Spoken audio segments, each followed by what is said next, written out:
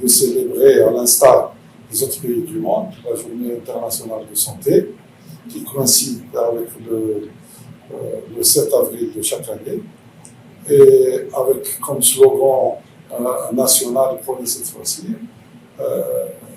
le numérique, moteur de la santé renforcée et permanente. Et donc, dans un souci de vulgariser un peu cette numérisation, nous allons vous faire passer ou vous donner quelques informations en matière donc, de ce qui se fait actuellement en santé connectée et numérique. Mais avant cela, je passerai la parole à mon ami le professeur Wael, déjà pour vous définir ce que c'est la santé numérique. Merci. Bonjour à tous, c'est Michael. Concernant le numérique ou le digital, certes, il a apporté beaucoup de solutions en matière des soins, en particulier dans la médecine préventive et la médecine de suivi des pathologies chroniques. Là, donc, le numérique, il a aussi changé quelques notions en matière de la santé. On parle actuellement de la médecine connectée, on parle de la médecine ou la santé mobile, on parle aussi de la télémédecine tout court. Ces solutions, certes, donc, ils vont aider donc, le professionnel de santé ainsi que le malade pour répondre à certains besoins avant était donc plutôt difficile donc, à gérer. Mais dans l'autre sens aussi, donc c'est cette aide, cette technologie, donc peut être mal utilisée et ça peut aussi donner l'occasion à certains comportements ou à certaines attitudes qui peuvent être peut-être qu'on doit être vigilant devant lesquelles donc et on doit peut-être donc faire face. Et c'est à travers cette initiative de la tutelle donc on va essayer de commencer donc une campagne d'information et de sensibilisation concernant donc les bienfaits et les aspects donc, à prendre en considération en matière de numérique dans le domaine de la santé. Donc, et là, donc, je partage avec notre sociétal et les collaborateurs donc, cette vidéo et ils vont vous parler aussi des bienfaits de cette santé numérique dans le domaine de la gestion des maladies chroniques. Ça, on a choisi de vous parler de la santé numérique. C'est juste la santé numérique. C'est les nouvelles technologies qu'on utilise en médecine dans notre pratique quotidienne.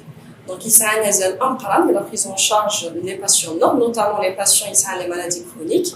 Il s'agit même un patient qui a une maladie chronique, qui a une surveillance étroite, une prise en charge au long cours et une thérapeutique journalière, ce qui pourrait être contraignant pour le patient et affecter son quotidien, ce qui pourrait être susceptible de le pousser à abandonner les soins.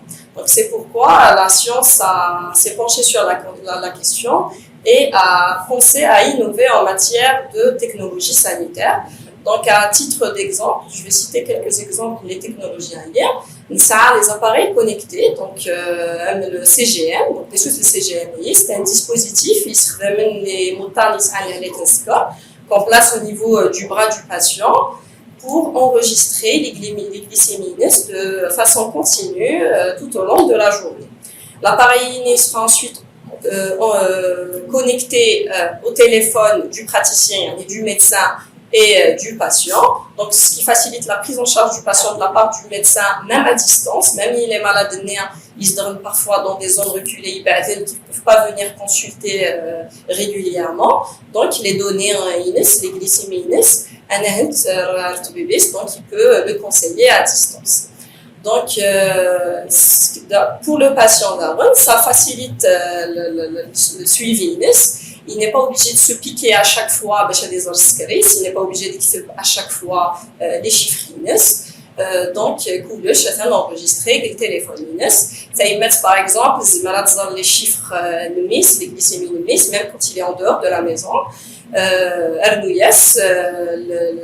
Le système le dispositif il est doté d'un système d'alarme qui peut alerter le patient, même le médecin, de la survenue d'hypoglycémie. Donc on agit rapidement, en évitant bien sûr les complications qui sont parfois irréversibles. Donc, comme donne un autre exemple, les appareils connectés, ça la pompe à insuline. La pompe à insuline c'est un dispositif qui remplace le pancréas. Donc, on remplace le pancréas artificiel. Il se place كيف à l'autonomie عند السكر يحوج l'insuline. Donc, et vous définir l'insuline au quotidien, c'est contraignant. Parfois un petit euro, parfois au tir de mer, etc.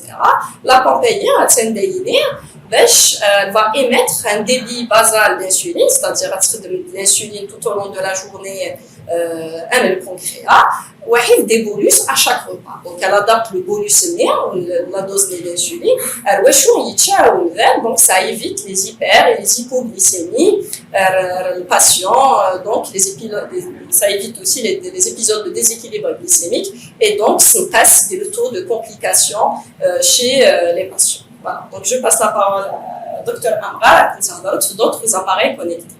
Alors, الرسم في الأول كما توجد واحد الهالات السكر نظر في الستيل والانسولين انتيليجون. دونك كي نعلم لان العباد اللي عندهم السكر دونك يسون اوبليجي تخدم 10 سنتين من الانسولين باش شحال يبردان لا جورني.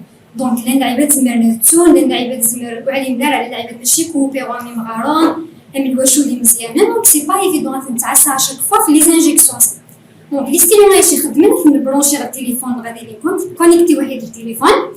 دونك غادي سميتي فلور او كتين على الانسولين لا يزمر غادي يحسب ميم لي دوز دونك من الميدسا يزمر غادي عسى موطينينس هادي على شحال يخدم اي وقت الا قاد يزيد ميم لو ستيلوين يتكاد لي زانفورماسيون اسكو الا كنزياد اسكو الا كنقص ديال الانسولين ممكن يزمر نعسى موطين السكرينس اكنكم بور ايفيتي لي كومبليكاسيون اي بور ايفيتي لو ديزيكيليبر.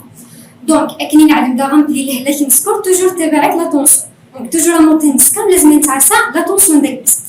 Donc c'est pas évident d'aller la IBD باش تقيس l'attention chaque jour prendre دي مغارم beaucoup plus donc سينارات قيسان زمرنا tout le temps نروحو على لي سونتر سونتي ou bien les médecins donc كاش تخدم دونك الديسبوزيتيف هذاك سي سيومون ساعه غتخدم تفوسي تيلي كونيكتي على السمارت فون ديالك راكي تقيس لاتونسيون ديالك ميم لا فريكونس كاردياك الانسان ديالك يخدم لو سي جي. Donc, attrape l'attention tout au long de la journée, ce soit un effort, un repos, un l'achat maximum. On garde des informations, est-ce que c'est la zoulie, est-ce que c'est la soupe, et là, comment on s'en pour éviter donc les problèmes et les complications. Donc, essayer de pour les dispositifs réglés, pour la technologie réglée, la médecine connectée, c'est dire ça beaucoup plus, la maladie naturelle, la maladie chronique plus facile. Donc, on dit à chaque fois, le médecin, à chaque fois, on suit vraiment on donc il est bien suivi. Donc, je pense qu'on doit lutter contre cette inertie parfois d'aller à la voie classique de la médecine, ça veut dire d'aller consulter le médecin, et d'avoir l'information des ressources qui ne sont pas obligatoirement fiables. Donc, on a assisté à beaucoup peut-être de désinformation concernant certains problèmes de santé ou l'analyse de certains bilans. Donc, tout ça, donc, je pense qu'il y a une sensibilisation à faire. Et puis aussi, il y a la vérification des équipements numériques. Parfois, donc, on a des trucs erronés qui sont annoncés par l'équipement. Donc, il doit être contrôlé et validé par un professionnel de santé. Ça veut dire donc le patient il doit toujours consulter son médecin pour avoir donc un bon suivi et éviter les complications.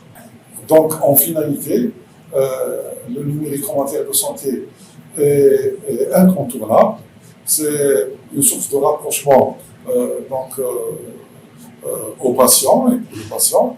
Et en plus de ça, ça va nous permettre d'optimiser la prise en charge et avoir une traçabilité, et je pense que tout cela sera beaucoup moins astreignant pour les professionnels de santé.